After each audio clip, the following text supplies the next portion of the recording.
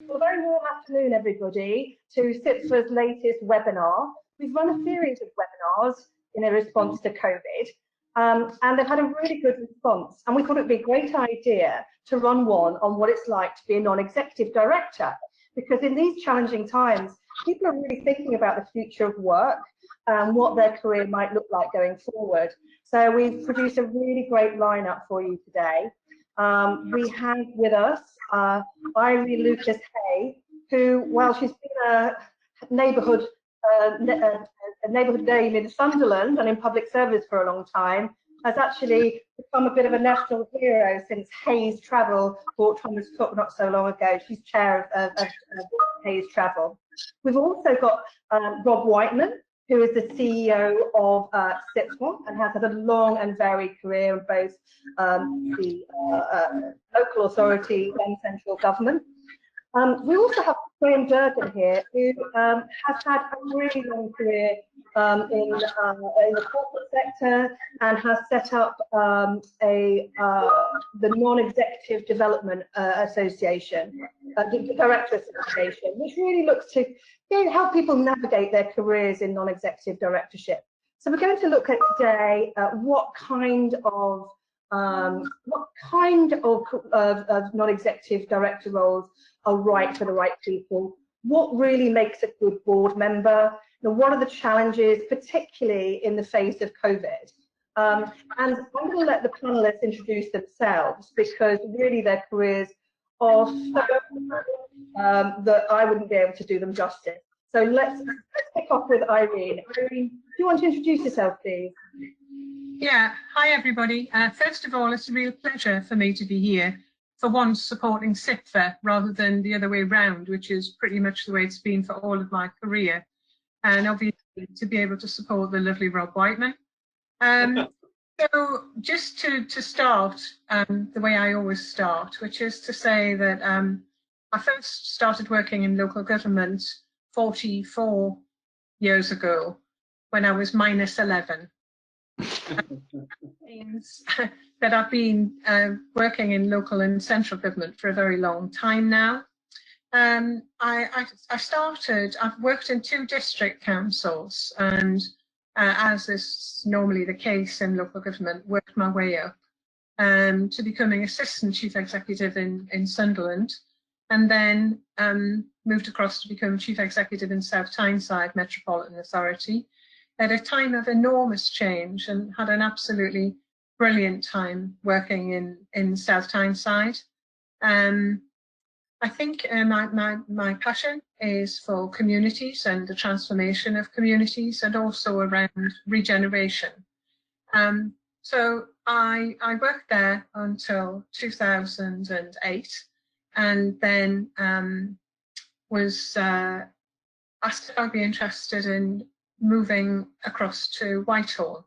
So went across to work in the then Department for Communities and Local Government, now the snappily titled Mahochlagov, and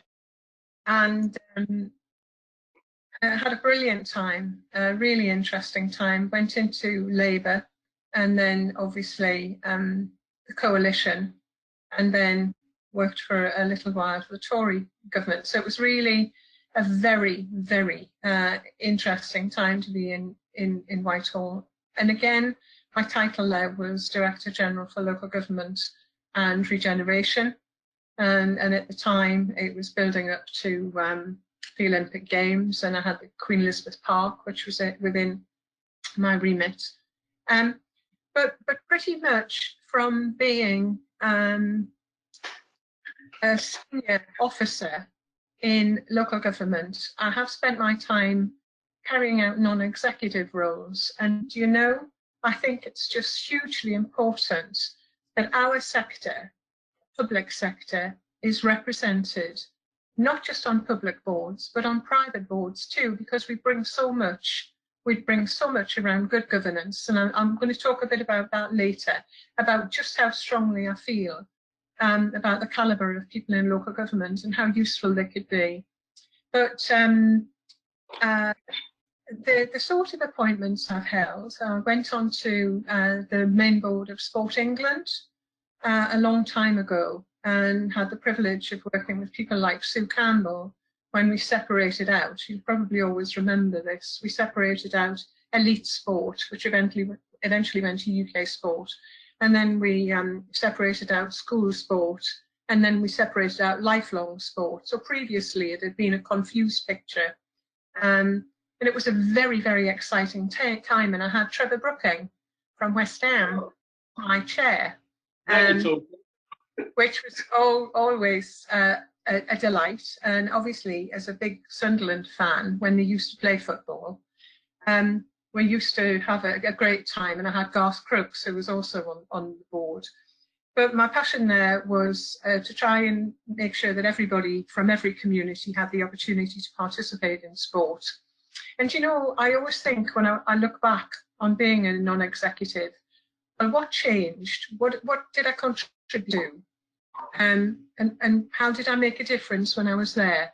Or did I just spend an awful lot of time on trains from the northeast to London and it didn't really have any impact at all? And I'd like you to hold that thought too. From there, I went on to help the setup of the Football Foundation with the FA, the Premier League, DCMS and Sport England. I spent some time as a non-executive for the BBC in the North East Cluster.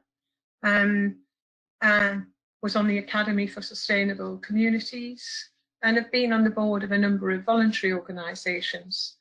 I was then on the main board of DCLG as an executive, and latterly I have been working as a consultant and having a portfolio career, but always chairing the Hayes Travel Group, of which obviously I'm very proud as a joint owner of that company. And there are significant differences between being on a public sector board, a Whitehall board, a voluntary sector board, and I'm sure during the course of this afternoon we'll explore that. So I think that's enough from me. So just to say, I'm really looking forward to the discussion and the debate, and I hope you enjoy it too. Irene, what an amazing career so far. Rob, would you like to tell us a bit about your career today?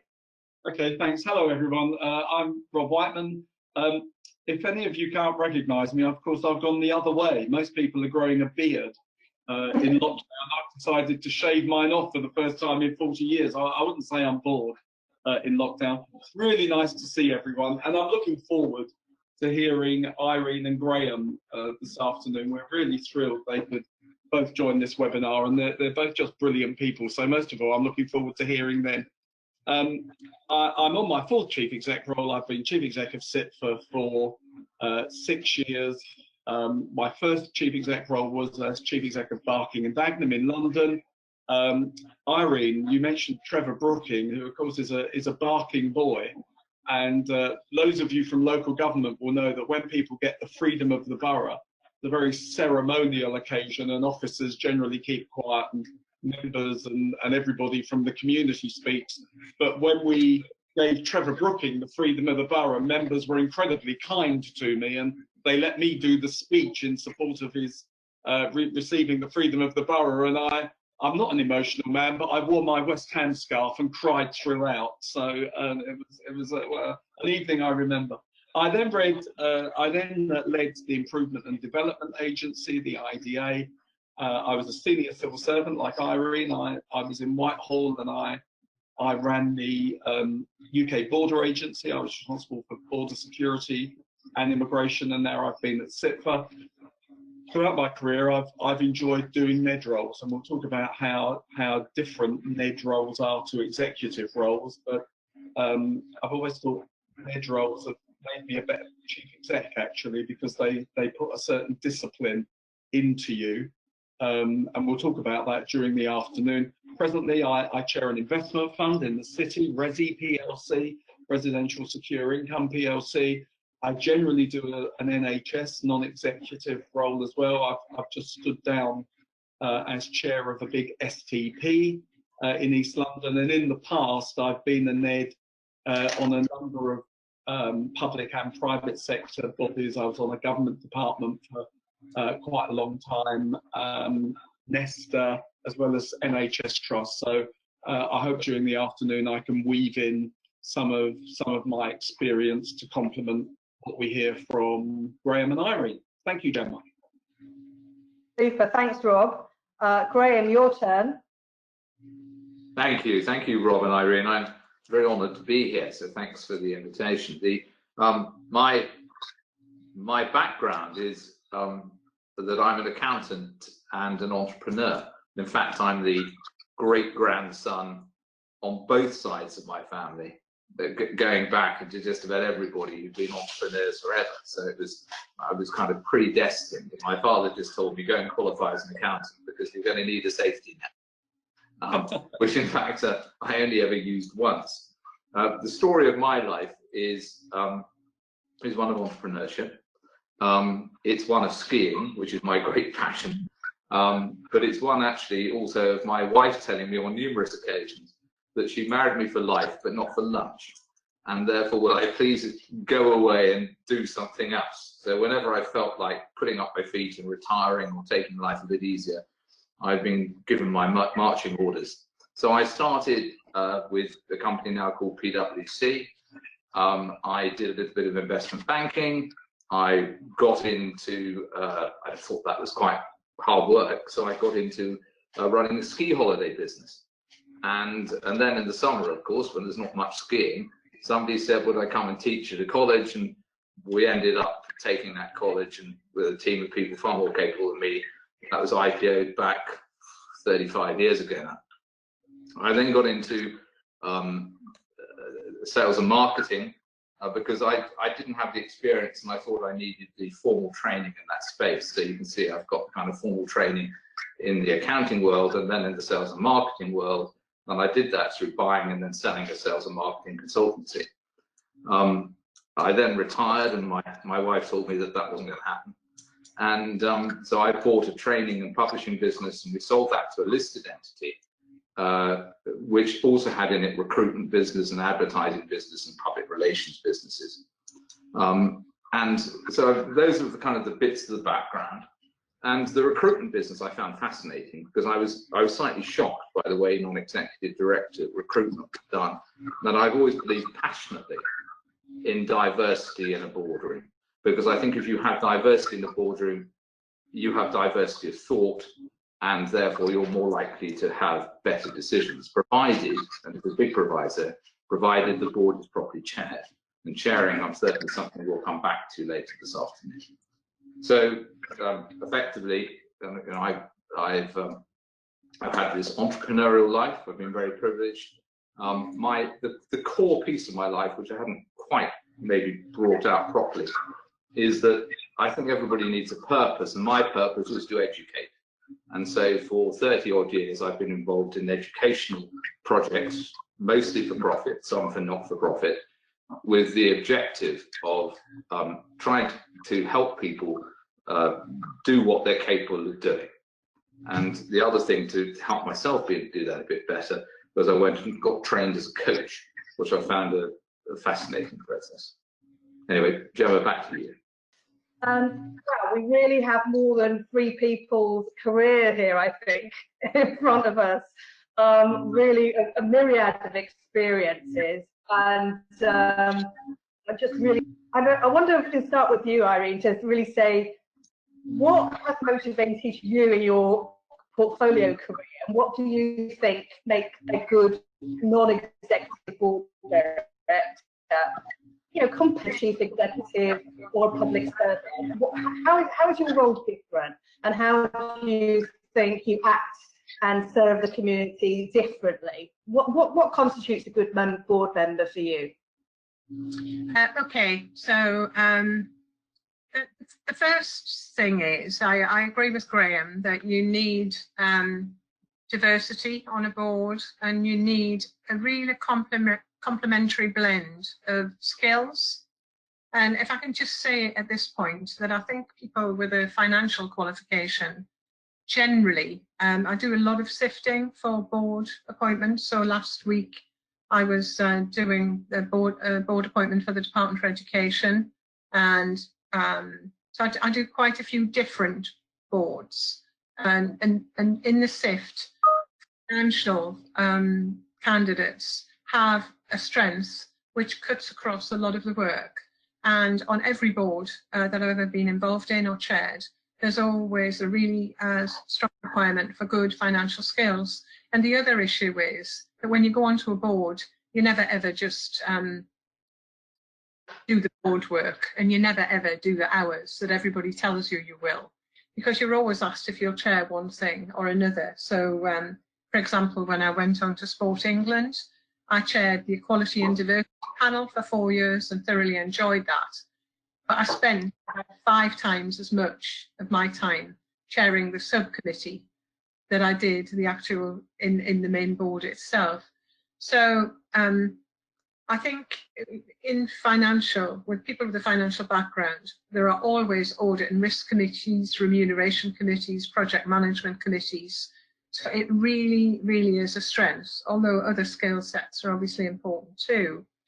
But for me, to answer your question, Gemma, the first thing you need is a sense of purpose and a passion for the subjects that you will be working with. You don't have to know everything about it, but what you have to have is a real desire to achieve something. So at the moment, I'm on the main board of the Department for Education, and I chair the Education and Skills Funding Agency, which is pretty much all the funding regime for up to age 19. And Education and Skills actually deliver that funding on behalf of the Department for Education. And the reason why I said I would do that is because I have a passion for young people, particularly young people from disadvantaged backgrounds. And I'm a real believer that university isn't for everyone, and that if ever we were able to emulate the German model around the prestige with which apprenticeships in Germany are held, there is a real kudos in apprenticeships. And I wondered if, because in Hayes Travel we've had apprenticeships for 40 years now, I don't know whether everybody remembers YTS, but 40 years ago we had YT. And this year we've just announced that we're going to reinstate our apprenticeship scheme for 700 young people. I love watching young people develop. Particularly throughout the organisation. And before we bought Thomas Cook, 47% of all of our senior managers started their life with us as apprentices. So to bring a passion, so that for me is number one, a passion for the cause, a sense of purpose, not just to tick in the box to say you've got a non-executive T-shirt. The second thing, which I think is vitally important to me personally, is preparation for meetings. You would not believe the number of people who turn up for meetings without even having opened their papers or without even having looked it up on the laptop. And you can see them racing through and trying to think of something to say. So for me, it's this acknowledgement, just building on what I said before, that when you go onto a board, they'll say, you know, you're required for 12 days a year, plus 3 days for strategy days and board away days or something, 15 days a year, and it never is that, never. And I would add to that preparation time. To go into something that important, not do your homework before you go in. So there has to be an acknowledgement that a lot of what you're reading isn't the bit you're passionate about, but you can't be a one-trick pony on a board. You can't just pipe up when it's the subject that you're interested in. You have a duty and a responsibility to contribute to the piece, the whole piece of the board, and you can't sit there quietly just waiting for something on about T-level or apprenticeships to crop up. You are there to make a positive contribution. Participate at every meeting. My other pet hate is board members who are appointed, and then you look at their record and they're there for 30% of the time, or they arrive late. And I think increasingly, now that performance management on boards has been brought in, I would hope that that's better, where the person who's carrying out the performance management on the board will say, and how many meetings have you attended? And this to me speaks to commitment to that cause. If you believe in that cause, you need to commit. I've mentioned the contribution beyond the specialism. It really is important that you're able to do that, even if it's asking the naive questions. So as long as they're positively aimed, and I'll come on to maybe some style issues in a minute rather than the precise points. It's really important to ask those naive questions and to be brave enough to ask a difficult question. You don't have to make clever conversation in boards. You don't have to know everything. It is as legitimate to challenge from a position of ignorance as it is from a position of knowledge. And very often it's the naive question that get the real grit out in the oyster that creates a pearl, which can actually come up with a solution, or say, well, you know, in some of the boards that I've worked for, why don't you actually just say that then? Why, if I can't understand it, and I'm a moderately intelligent person, how will the people who are on the receiving end of what we're trying to achieve? So I think contribution across the piece. I think serving beyond the board. So if people within the organisation need some mentoring, need some coaching, I've done that. So you might have a skill set which is a good fit for somebody who is progressing in an executive position, and you should offer that. Something that I'm proud of in the Education Skills Funding Agency was to take the board meetings out of London, where they'd traditionally been held, and to travel the country to all the places where the DFE operates, so that we could listen and learn about the work that was done in each of those places, and we could help, and we were better informed as a result. So we'd go in the morning, and we wouldn't start the board meeting until lunchtime, but we'd go in the morning and we'd listen and we'd learn and we'd help and we'd support. And that made us better board members when we went back. Obviously, the ability to work positively and constructively with others. We'll come on, I'm sure, when Graham talks about, you know, the characteristics of a well-functioning board. For the moment, it is about all of those skills of working in a team. You may not agree with the opinion of another, but the best way to address that and introduce your own opinion is to build upon that by saying, I understand why Rob would feel that way or think that way. However, another way of looking at it would be 1, 2, and 3, or A, B, and C.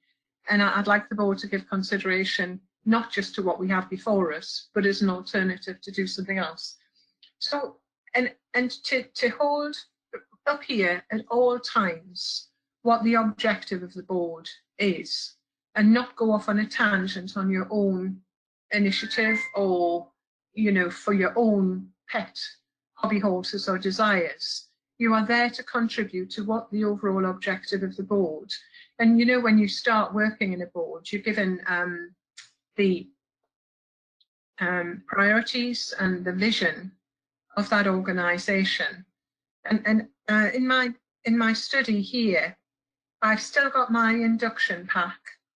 And before I read the board papers, I remind myself what I'm doing there. Okay. Why am I there? I'm not there for me. I'm not there for self-interest. What I'm there for is to contribute to the vision and the values of that organisation, and being abundantly clear. That's particularly so when you're working on a public sector board, because in a public sector board, you are not, especially if politicians are involved, you are not necessarily setting the policy of the organisation. So it is a real skill being on a Whitehall board, and I'm sure Rob will speak to this subject. You are not there to be a politician. You are not there to deliver the aims of the organisation. You are the jam in the middle of the sandwich. And to is help both elements as positively as you possibly can. And that's a very interesting position to be in. And it's totally different from being on a private sector board.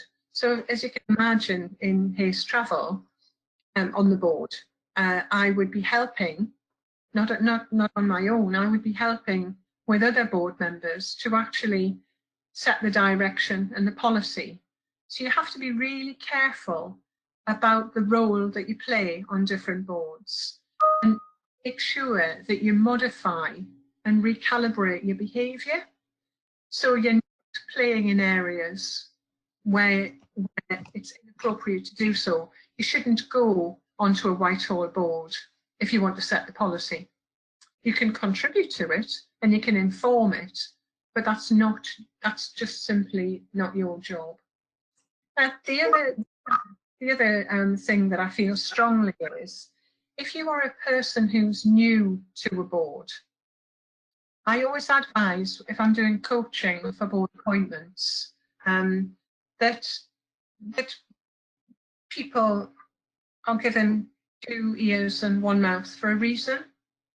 So when you go onto a board, sometimes they assume they have to make huge impact in their first and second meetings, and they don't. In the first and second meetings, if they have something to say, that's fine. But different boards have different dynamics, and you'll be a vastly more effective board member if you just pay attention to listening and learning and see how those dynamics work. And the best way to do that, and I'll go on to some characteristics here, is to make sure you have a decent amount of time with your chair. It's vitally important that a board member understands their chair, understands their preferred way of working, understands the dynamic as much as they can from the chair. And it's always a difficult question, but often the chair will have been involved in the interview, as was the case last week when I was doing interviews. I was an independent person from the DFE, but and then you have somebody from the Cabinet Office making sure that it was carried out properly. And then you had the Chief Executive of the organisation. And that's quite a common setup. I've done that lots of times. But once the appointment's made, have a decent amount of time with the chair so that you can absolutely understand what they saw in you. What was it that they saw in you? Thought that you might contribute to the mix.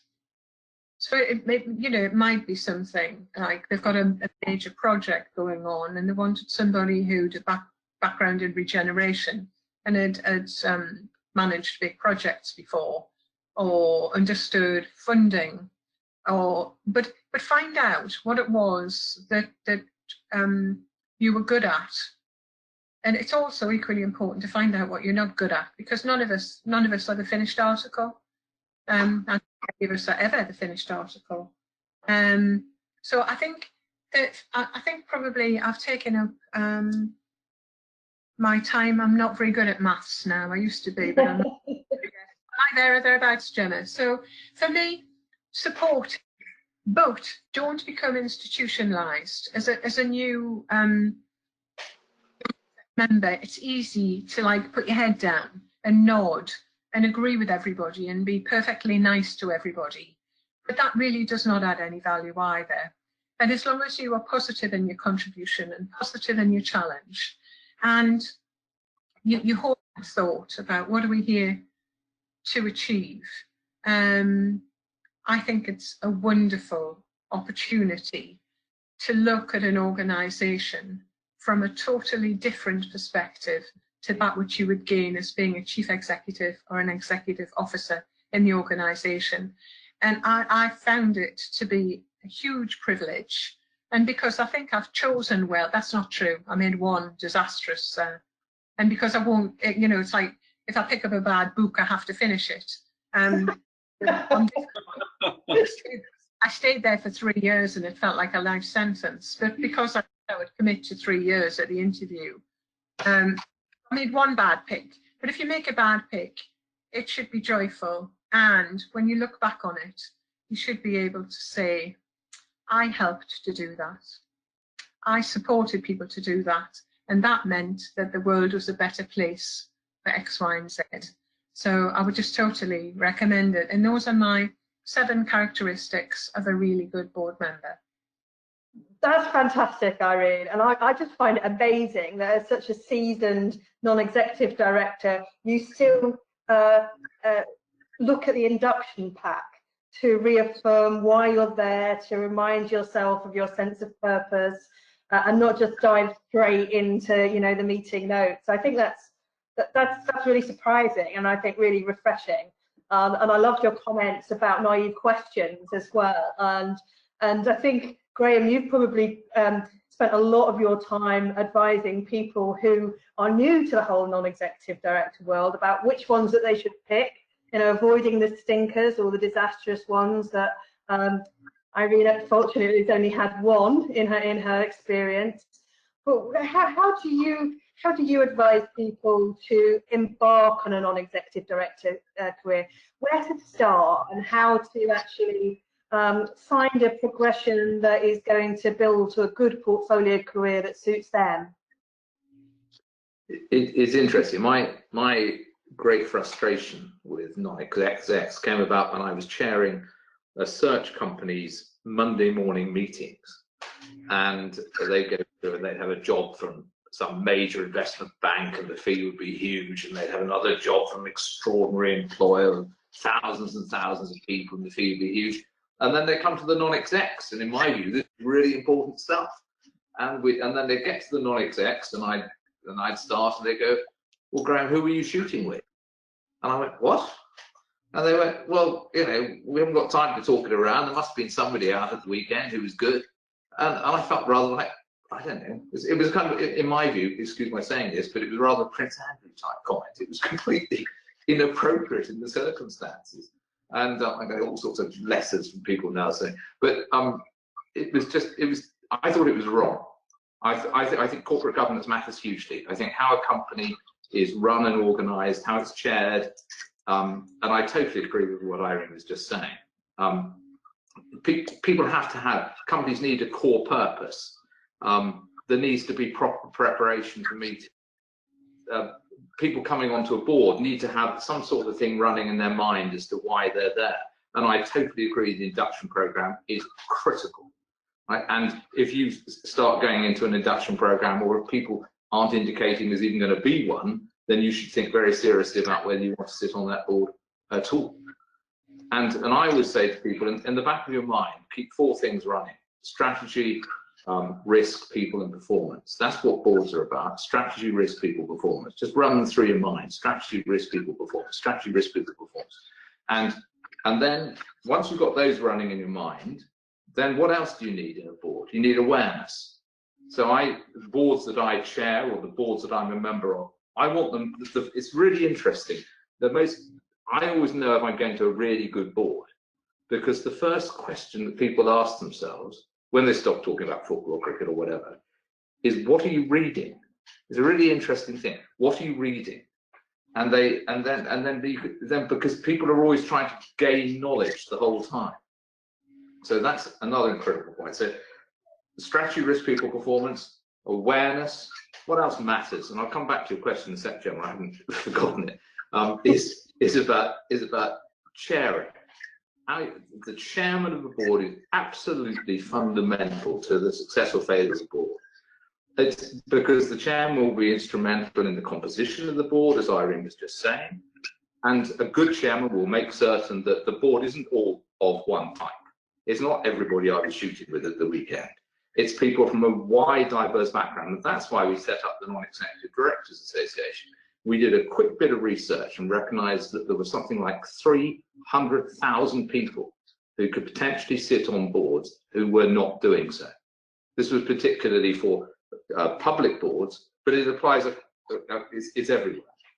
And people weren't putting themselves forward. They thought, oh, that's not a job for me, or I'm not qualified, or I don't think I'd be any good at it, or whatever. So we set up the Non-Executive Directors Association to track people in, And then we train them. So we've got this book, we've got a course, we've got a test to prepare people for the board. And then the first place, actually, it's often, you know, obviously then you've got your job then is to get your first role. And one of the places to get that actually is the public sector, which is why I'm fascinated to be on this call today, because I think this is to encourage people to put themselves forward, to sit on the boards in public sector, and then move on. I'm not saying that's how it should be, I'm just saying that's how it often is. Because there is a slight catch-22 that operates elsewhere, that you can't be a board member till you've been a board member. So we've got this, we set up Non-Executive Directors Association to encourage diversity. We're starting to see that coming through. And I'm not just talking about male, female, I'm talking about ethnicity, sexual orientation, age, disabilities, you know, the whole caboodle. So there's that thing that's starting to feed people through. Often the public sector is the place to start. Equip yourself with some basic skills as to what it's like to be in a board, so strategy, risk, people performance, having awareness, recognizing that the chairman is going to be important. And just from the chairing perspective, I look for a chairman who is going to prepare, taking Irene's point earlier. They've got to do the preparation as well, and they actually will encourage the preparation to be done properly by their board members. And then in the board meeting, they're going to guide discussions. They're not going to control discussions, they're going to guide them. And they're going to make certain that everybody gets the opportunity to contribute. Because often somebody will be quiet and will set back, and you've got to get that contribution out of them. And often it's the most valuable contribution of the afternoon or the day or whatever. And I'll come back and talk a bit about COVID, but you know, experience and just one last thing before I go, and hand across to Rob, is I totally agree with Irene's point about this kind of this idea that you have to get the contribution out of everybody at the boardroom into the boardroom. But if you don't think that you can really have the passion and the sense of purpose, and if you're not excited about joining the board, then you shouldn't do it. You shouldn't do it simply because you think it's a job and it's going to keep you off the streets or something, or in my case, not having lunch with my wife. Sorry. Very good. Thank you very much, Graham. Rob, I'll turn to you. Obviously, I know what you're like as a boss, as executive, chief executive of CIPFA. I don't know what you're like as a non-executive director. How does your leadership style differ in both circumstances, and how do you decide how much you can have on your plate as well as your kind of full-time job at CIPFA, and how do you choose what to go for, what you're passionate about? You must get a lot of approaches. Well, they're good questions. Thanks very much, and thanks Irene and Graham. I'd say at the beginning, look, I think we all believe that good governance matters, and that you want people to have strong opinion and passion and energy, but good governance is a means of reconciling things that pull in different directions in order to have appropriate conversations to come up with the right outcome. I think one of the great things about being a non-exec director is that you're not in charge. Now, I've spent 20 years as a chief executive or a deputy chief executive, where actually you get used to chairing the management team and being in charge and thinking you need to respond to everything. As a non-exec director, you read everything in advance. You think about what are the 2 or 3 contributions that I can make at the meeting. I'm not talking about everything. You know, what difference can I ask in order to help guide a discussion, in order to get something to a better outcome? And I've always found that a really good discipline. I think being a non-exec director and trying to do that well has actually made me better when I'm back in the office, to try and be more structured and thoughtful as a chief executive, because I think these are good disciplines. I mean, interestingly, I think public sector boards are hard. The investment fund I chair, we probably look at a few risks and we do them in incredible detail. You know, assurance compliance and regulatory risks in financial services are mission critical, and we look at those few risks and we put them to the centre of the earth. Chairing an NHS body, I think there's like 100 risks, and in a way the public sector is always juggling multiple risks and finds it hard to deep dive. And I think that public sector people onto a commercial board can bring some of that breadth that look at more than 2 or 3 issues. I think corporate or private sector people bring to the public sector, well, actually, you're juggling 100 things here. How do you really try and focus on the 3 or 4 things that you need to get through at the moment? I think for a non-exec, what you do outside of the board is as much fun or as important as what you do at the meeting. That little bit of constructive help to people about how did it go at the board and other things. I think as non-execs, you do want to make sure that the conduct of the meeting is right. I think Graham said the chair is very important in all of this. Boards don't work if they're just show and tell and sort of, we're going to give you reports and they're great and please don't question them. On the other hand, boards don't work if papers are ripped to pieces and everything is terrible. You want this appropriate balance in the middle where through constructive debate and appropriate challenge, you can get a few insights from people and allow them to contribute. And I think the chair said a very important point. One more point to make, Chairman. I don't want to go on too long. I think this is all quite interesting in local government as well. One of the great strength of local government is that we have politicians and we have locally elected people who understand and represent their community. What that means, though, is that local government often has different governance. So where an NHS board is a hybrid board where the chief executive and the non-exec have a vote each, we don't have hybrid boards in local government. We have that groups of members decide things entirely, or they're delegated to officers, and officers decide things under delegation. We don't have hybridity where officers and elected members are equal at meetings. We work for members. But it means we don't have non-exec directors. And at the moment, one of the roles I'm carrying out is as a non-executive advisor at Birmingham City Council, where I think for the first time we're trying to play around with the idea of, whilst respecting the role of members in their democratic mandate, can you bring in mid-style advice or help into an organisation's governance, given that the way local authority governance work is sort of naturally lending in that itself in that way, in the way that a company board or an NHS body or a government department are built around a med structure and a med. So, I hope this conversation is interesting for the folk in local government as well, because I think a lot of good practice about what NEDs can bring to good government is directly replicable in local government, but actually we should think about how we can try and get that sort of NED input into local authorities too.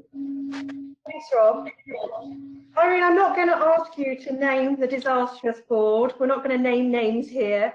But let's just, if we can, spend a minute on what are the characteristics of a dysfunctional board? What does it look like when things start to go wrong? What are the common pitfalls that boards fall into when they are not serving their organisation or the company well? If you can have a few reflections on that without naming names, obviously. Yeah, okay. So there have been a couple of spectacular examples of a board, in my opinion, going wrong for 2 different reasons. Probably the first example was because there was a very dominant chair who thought the chair's role was to cut off people after, say, a contribution of 2 minutes. You could see him looking at his watch, and it didn't matter how good the contribution or how poor the contribution, they had an allocation of 2 minutes. And then, well, I think we should move on. Does anyone else want to discuss this? So clearly, it got to the point where people started to talk very quickly and had very underdeveloped ideas. So it was his signature. And in the last year that I was on the board, we introduced 360-degree appraisal as a board. It was the most fun I've ever had in writing up a 360 performance appraisal in my life. Especially, I think I was leaving in about a month's time or something.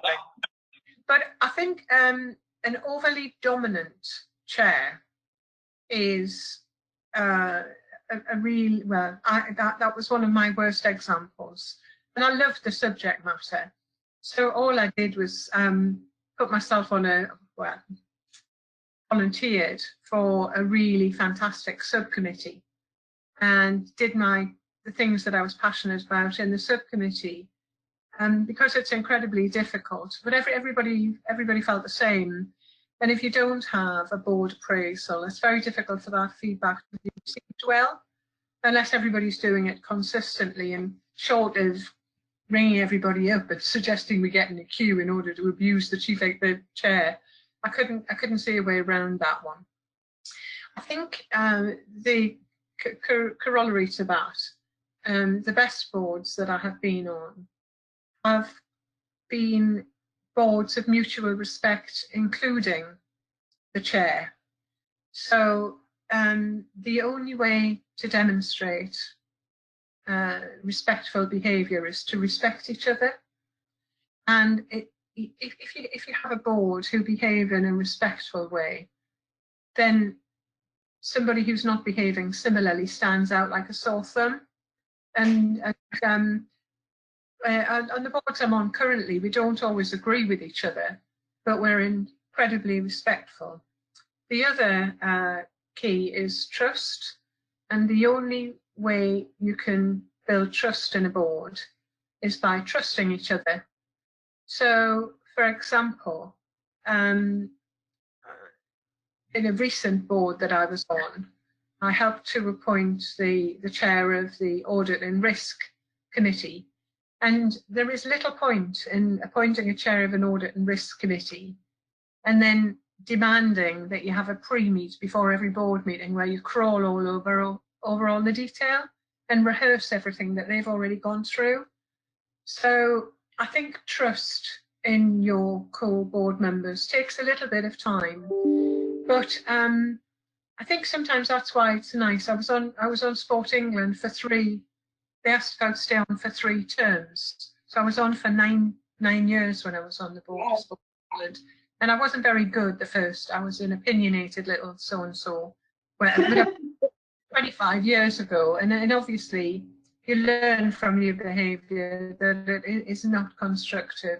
So for me, it's hard sometimes to pinpoint the unique chemistry that good boards have.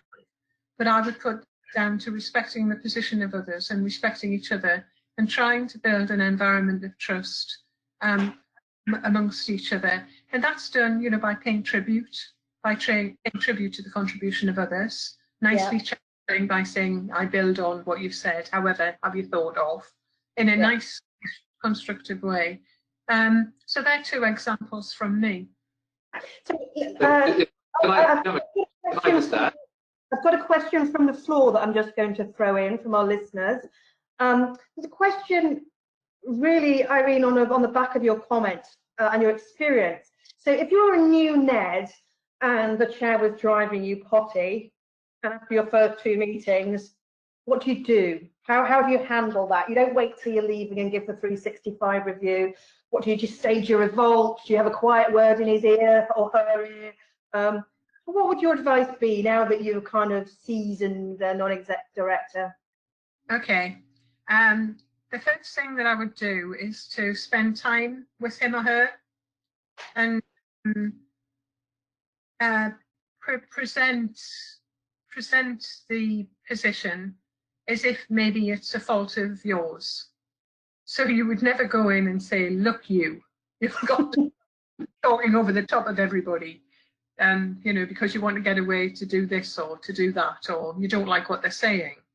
So I would always go in and present it and say, I think I'm having a bit of difficulty in presenting my point of view in this environment. Are there any tips you can give me? I'll give you one example from Whitehall.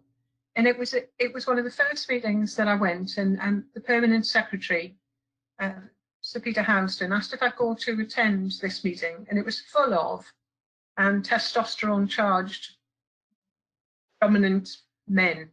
And it was just the nature of the meeting that I walked in, and I had 2 things to say, and I got to the end of the meeting, and I hadn't managed to land either of them. And I went back. And he said, how did it go? And I said, I didn't do very well. I didn't do very well. So he said, what are you going to do? I said, I'm going to go and speak to the chair and have a cup of tea and a biscuit, custard cream with him, and say, I didn't do very well, and I had to go back to the ranch and tell my permanent secretary that I hadn't done a good job. I said, is there any way that you could help me with that?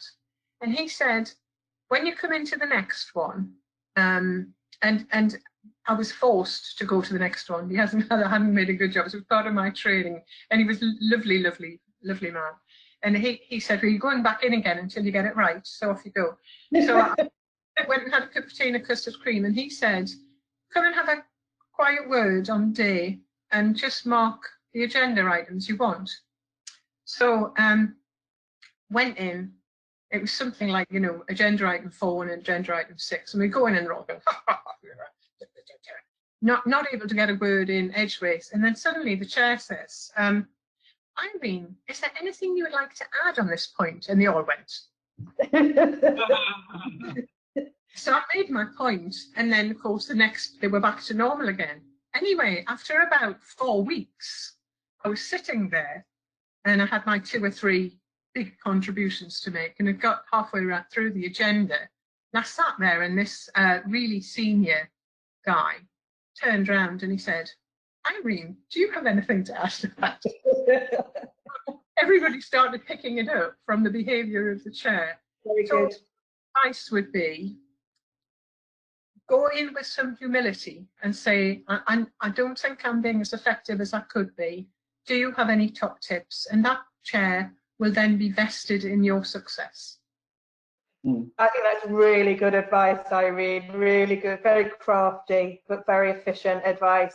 Graham, you must tutor people all the time as your role as a coach, but also through the Non-Executive Director Association. What do you tell them not to do? Are there behaviours that they should avoid, such as the one that Irene have outlined in terms of being overbearing or too time pinching?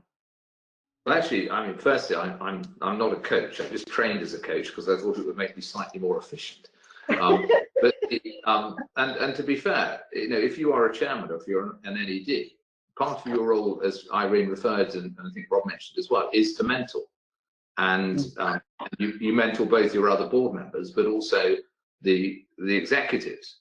I'd like to pick up, if I may, on something which was about the transition, about moving from being an executive to a non-executive, because I think that could be part of the difficulty of when you get to a board for the first time, because you're behaving in a different way.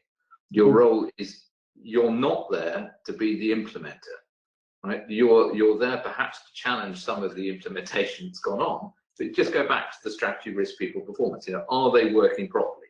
If they're not, what do you think needs to change? What do other people think needs to change? There's a couple, you spoke about bad boards. Bad boards, there's a couple of things I find. Bad boards don't have enough time for the discussion. Irene referred to the 2-minute period. You know, a good chairman will make time for discussion. Sometimes, and some of the best boards that I've been on, and I like to think one of the best boards that I actually chaired, was one where we used to have a dinner but the night before the board meeting to make certain that everybody had really had an opportunity to bring out everything they wanted to discuss. The second thing, just very quickly, is the board pack. I've seen board packs that have been kind of 3 or 4 inches thick. You kind of, in the days when you used to lug them around in your briefcase, you had to get a rucksack out to go to the board meeting, and it was ridiculous. And most sensible board packs, it's back to that kind of Churchill thing about, somebody writes to him and says, "Thank you for the long letter," and he said, "Oh, I'm so sorry, I didn't have time to make it shorter." No. And there's a lot of truth in that. People that really understand something can summarize their viewpoint very succinctly. So certainly before I would join a board, one of the things I will look for is an example of the board pack. And if it's a great big fat thing, then I'm probably going somewhere else, because that means that the decisions are being lost in the obscurity of the discussion and everything that's going on in that. And often poor chief execs, poor CFOs will just thump data at you without turning it into information. And one of the other things that makes a board, I do look for diversity, because the one thing I do not want is groupthink.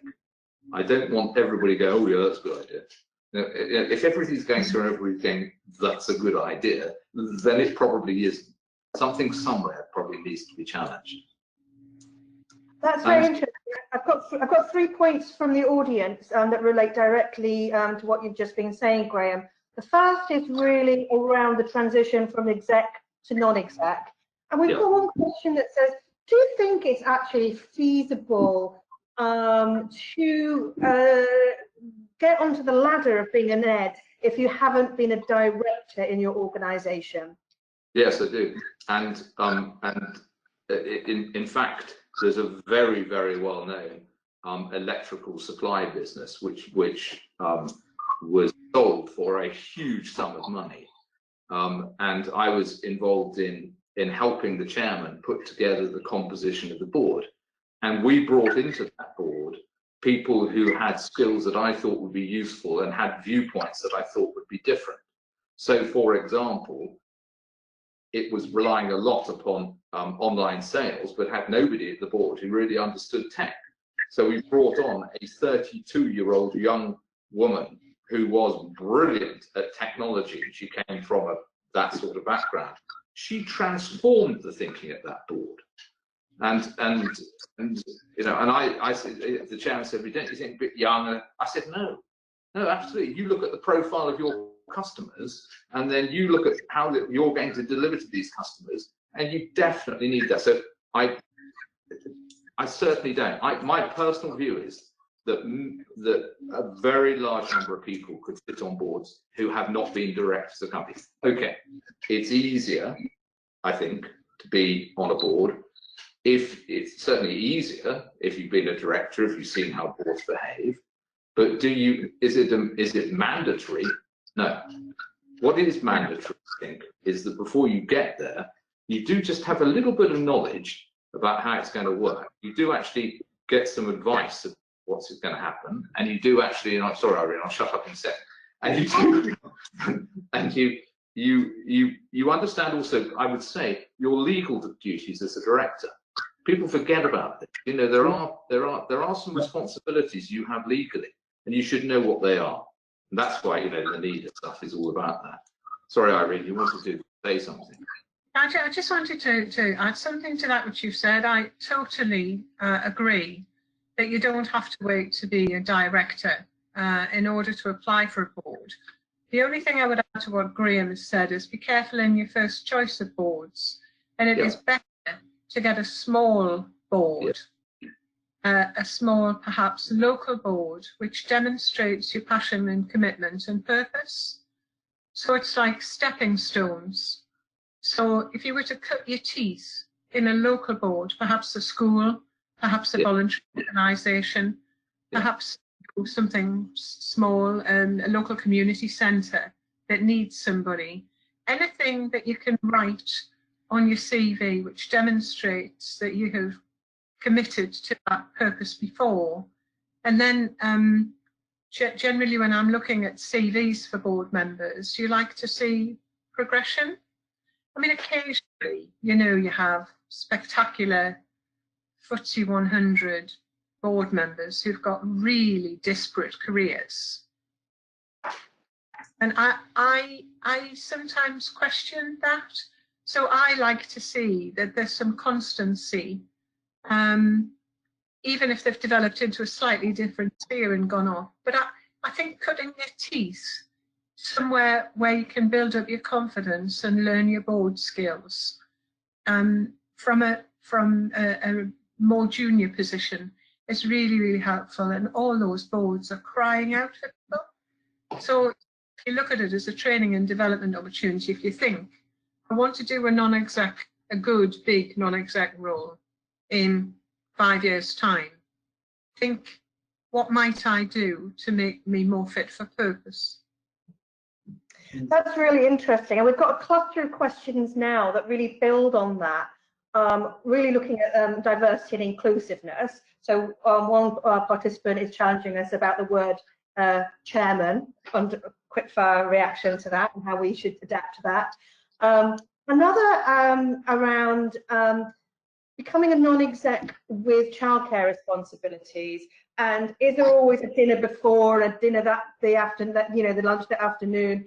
And actually, let's take that into the discussion on COVID, how being a board member looks slightly different in the new virtual world, how it presents challenges in terms of, you know, strategy and direction for the organisation that we're a board member of, but how the experience of being a board member is changing in these times. And maybe the new reality is going to allow more diversity and inclusion on our boards, because you know, we don't have the travelling time and the dinners and the lunches, and everyone just jumps on Teams or Zooms. So let's start with a quick fire reaction to diversity, inclusiveness, and on boards in terms of gender, and then think about how much more challenging the COVID world is for board members steering organisations and experience of being a board member in the virtual world. Rob, do you want to start on that? So I tend to say chair, but if people say chairman, I think it's because it's a word in the English language, which in a way is almost gender neutral, but it isn't, of course, in the way that it comes across. So I invariably say chair, but I know lots of women are not offended if the term chairman is used, and I know women chairs who refer to themselves as chairman, but personally I say chair. I think the more substantive point you raised, Gemma, is a good one. So board dinners are a good thing. There's a but coming. We have a board dinner at CIPFA and the night before, and the board expects me as chief executive to write a 1 or 2 page crisp summary of what's going to happen over the day at the board and what we want out of each item. And it puts me on my mettle as chief exec to make sure that we're setting up the board meeting for what we're hoping to discuss in each item, and we talk through knotty issues the night before so that there's time to do so. The but coming is, yeah, that could be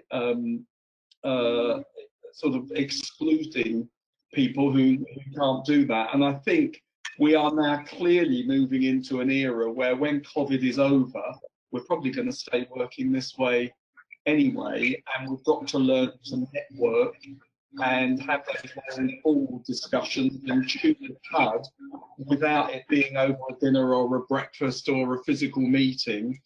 Technology can be a little transactional at times. I always find that interviews, you mentioned earlier interviews, Irene, I always find video interviews are a lot quicker than meeting face to face. And in a way I like that, but it can be a little bit transactional. So I think the challenge for us, Gemma, is how do we learn to be less transactional as we make much greater use of technology? And if we can get that right, actually, I think it's got really significant diversity and inclusion impacts, because we can make it easier for people to participate in the way that they would like to do, rather than assume that everyone can come to a dinner. Yeah, absolutely. Can I just add? I mean, it takes you back. You know, I've been banging on about the role of the chair, and and certainly a good chair is going to make certain that they are inclusive in the way that they run the meeting. And if they want people from different backgrounds, I mean, it could be a mother with young children, it could be somebody flying in internationally, it could be people who have other commitments in whatever way.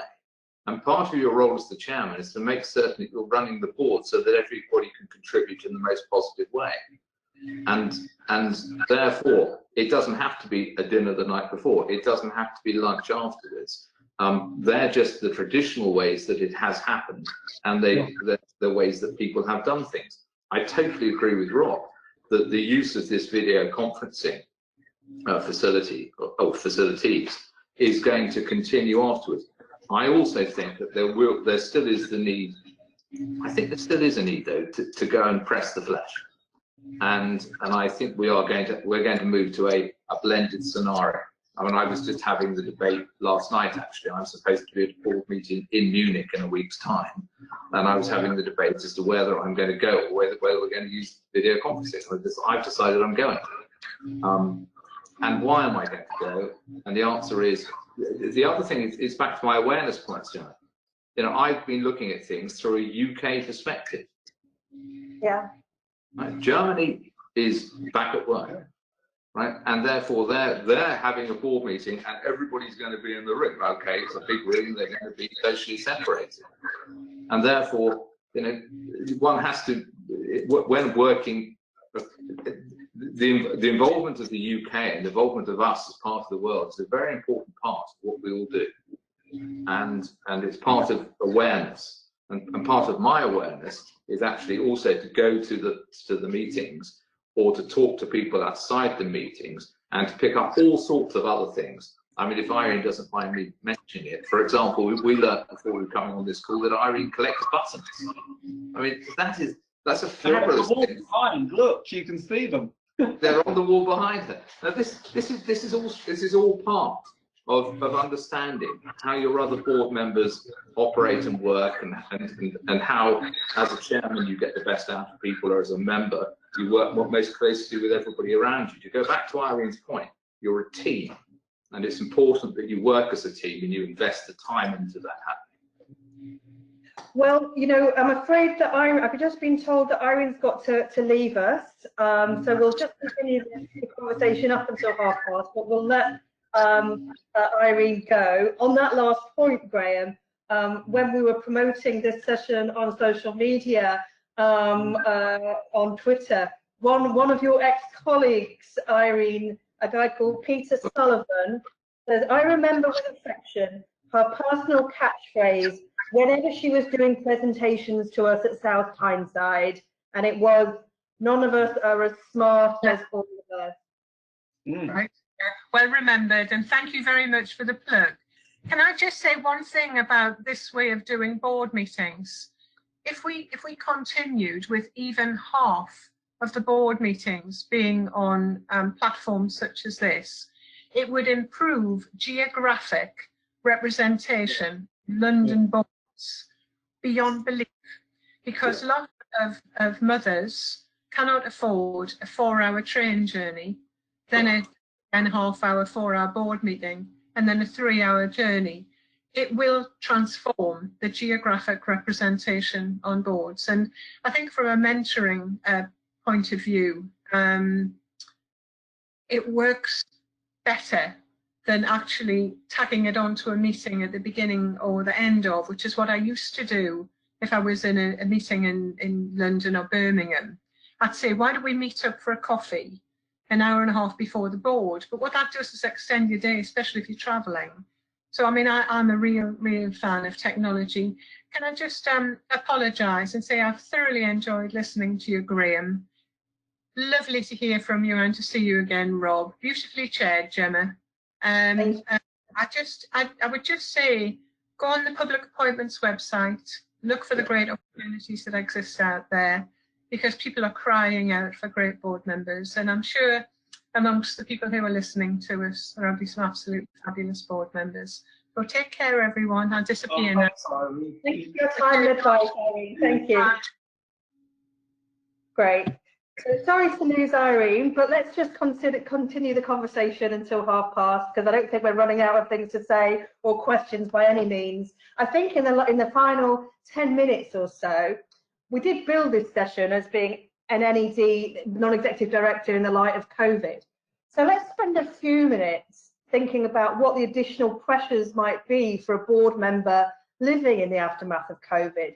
Do they have to be more strategic? Do they have to be more future orientated? I mean, is it, do you think it's quite stressful for board members who feel that they have to have this crystal ball that they can apply to the, challenging times? And do you think that might put people off being board members in the future? Or do you think it would make it more exciting? Just get your views on that. Graham, after you. Sure. Okay. Well, one of the questions I always ask board members when we start stuff is I say, what are we here for? And they say, well, we're going to do this, take over the world, etc. I say, no, we're not. And they say, well, what do you mean? I said, my primary objective, if I'm the chairman, my primary objective is survival. That's the primary objective of every business, and it's the objective that people always forget about. And the way that you look at that is through your cash flow. And so if that's the absolute key, survival. And what COVID has done is it's just brought that back, that key objective right back smack into people's faces, because cash flow is absolutely critical to businesses today.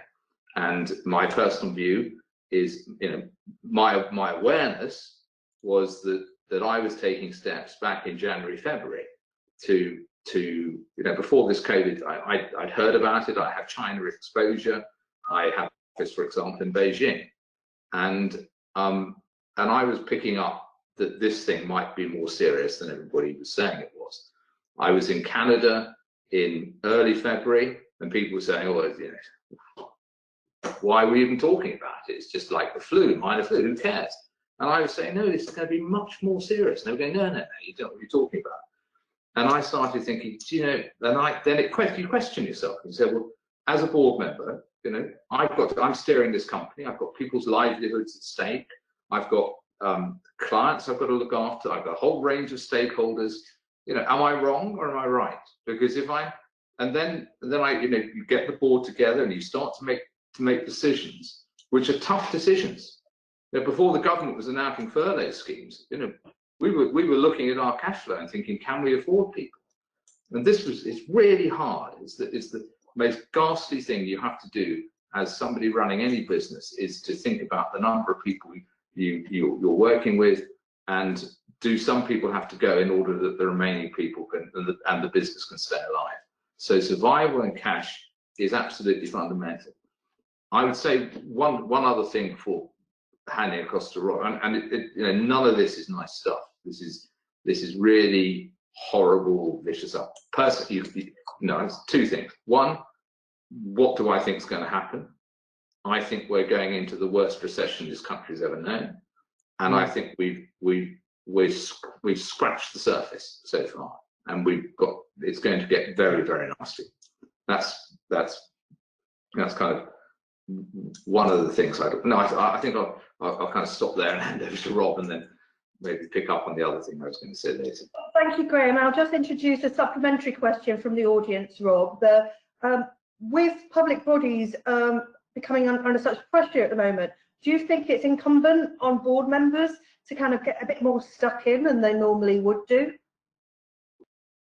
Yeah, so answering that question, Gemma, and building on what Graham said, I'm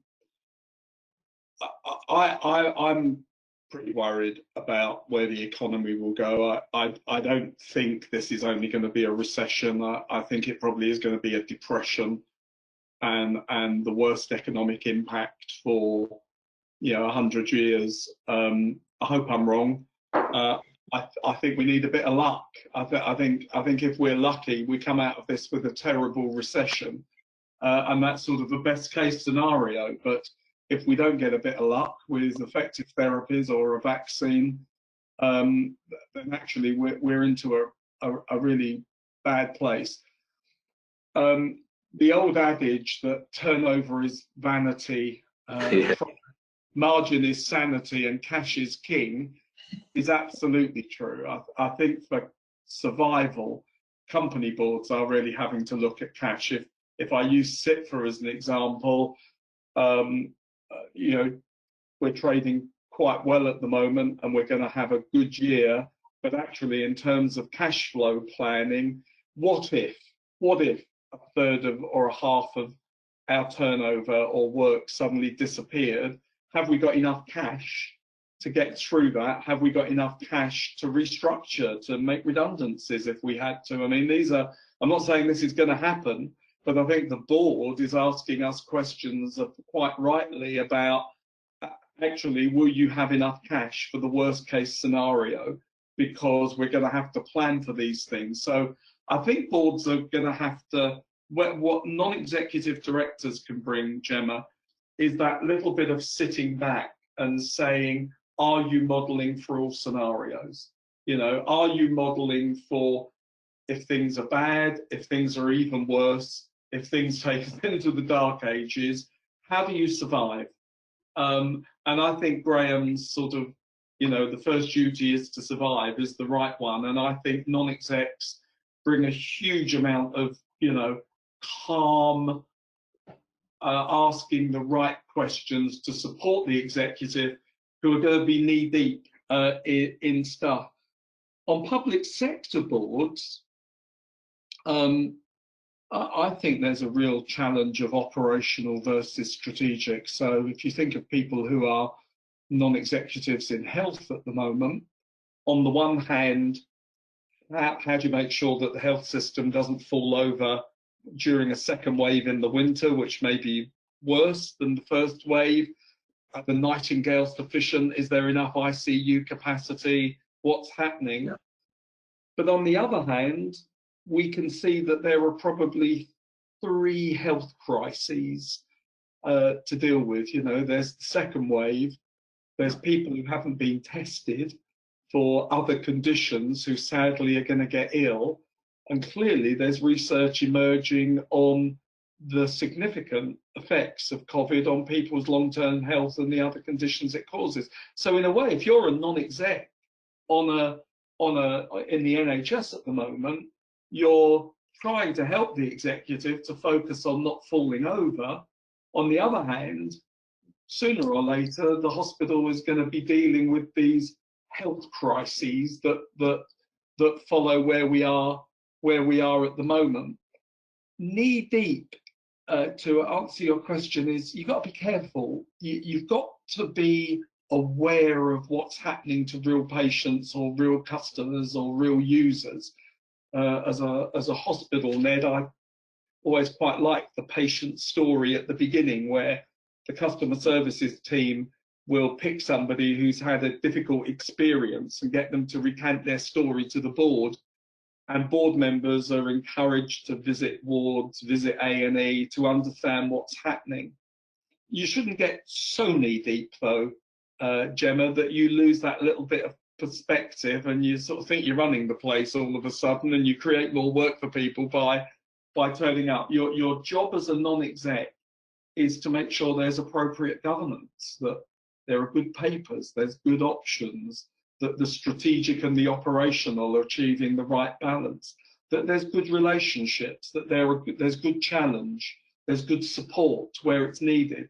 And so in a way, this is about creating the right framework of things to happen. I'd be interested, for Graham's thoughts on this. I think being a NED is all about balance, Graham. It's about making sure you don't go off into one extreme of behaviour. Good governance is about achieving balance between operational and strategic, short-term, long-term, cash versus the business. It's all these balances. There's no right and wrong. it's about helping people to achieve a balance. Would you agree with that? Yeah, I think so. The thing I was going to say previously, I'll say in a minute, but just to follow on from your point,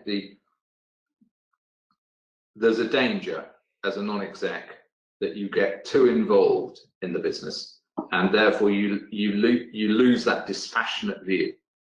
And what the execs desperately need at a time like this is a dispassionate third-party view, an opinion at any rate.